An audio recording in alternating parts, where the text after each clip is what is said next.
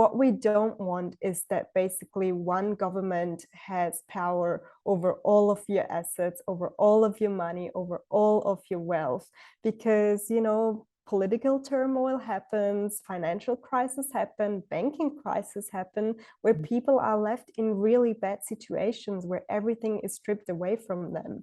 And that is what we want to avoid.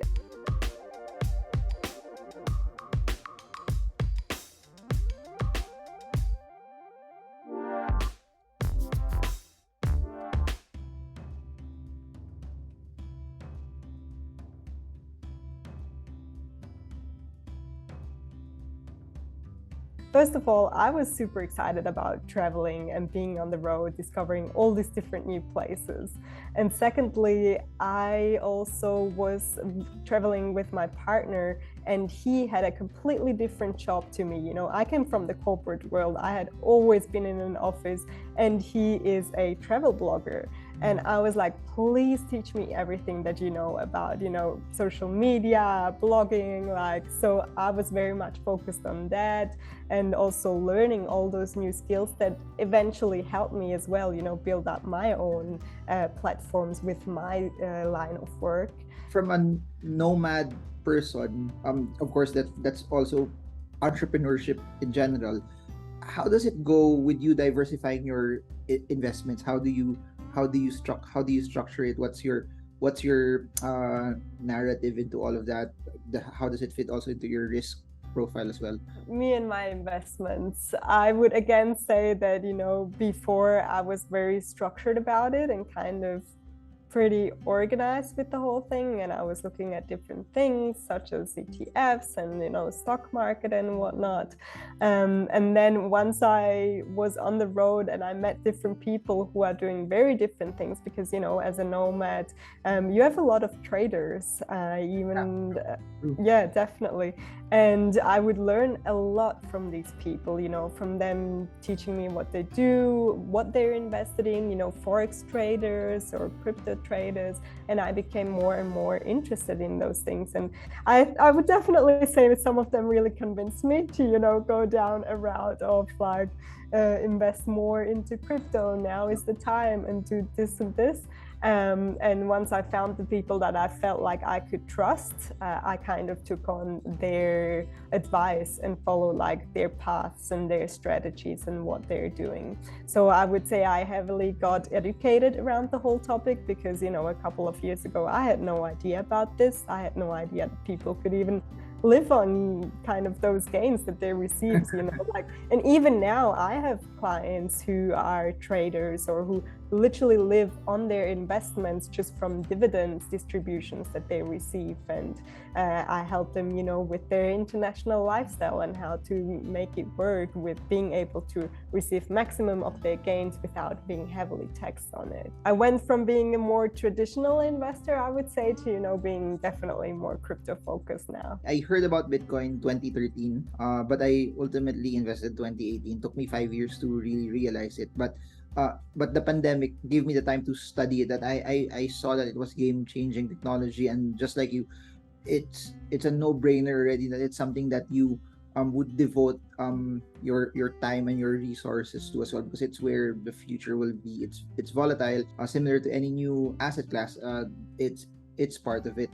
What facet about it made you realize that, okay, I want to be exposed to this? And it's one thing to be exposed, but it's one thing also to have the conviction to stay in it, because everyone wants to be in crypto when it's up. But in times like when we're recording this video, it's the ones that know the tech, or at least have spent a lot of time in it, that are developing or at least building a base in it. And I keep telling people this: money's made not when the market's up. Money's made when there's fear, when the bear is there, because that's when you get to build life-changing volume when everyone doesn't want to do it. So for you, how did it pan out? I just saw it working together very well, especially with my nomad sort of life, being able to transfer larger amount of sums immediately through the technology, and being able to, you know, send it to someone else or being even paid with it,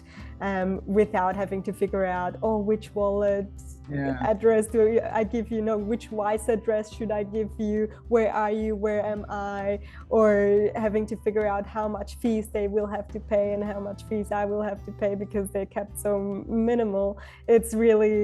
It makes so much sense that this is kind of the easiest way to transfer funds and to work with money in that way. So I just saw it like, from that practicality, super easy, super straightforward. And then I also like, because I'm also all about creating more global citizens, you know, and really breaking down those barriers of borders and making this a more globalized international world. And that technology just brings that within it, you know.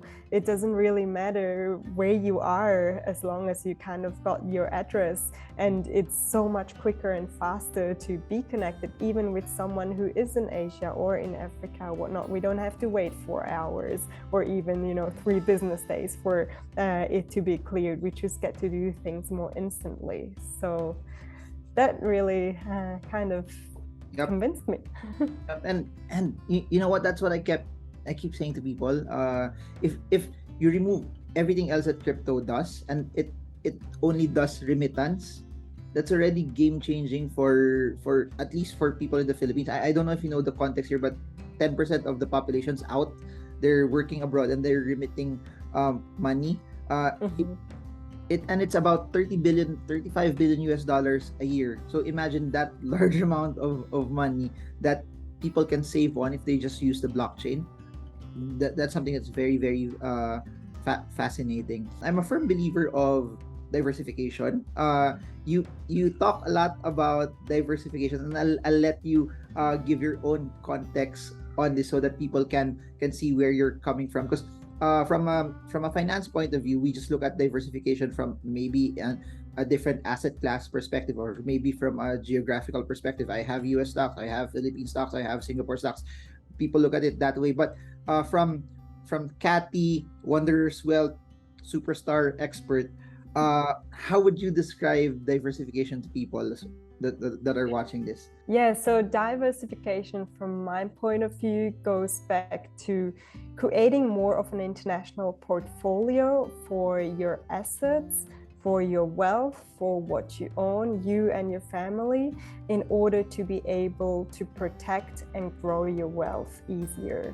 Because what we don't want is that basically one government has power over all of your assets, over all of your money, over all of your wealth.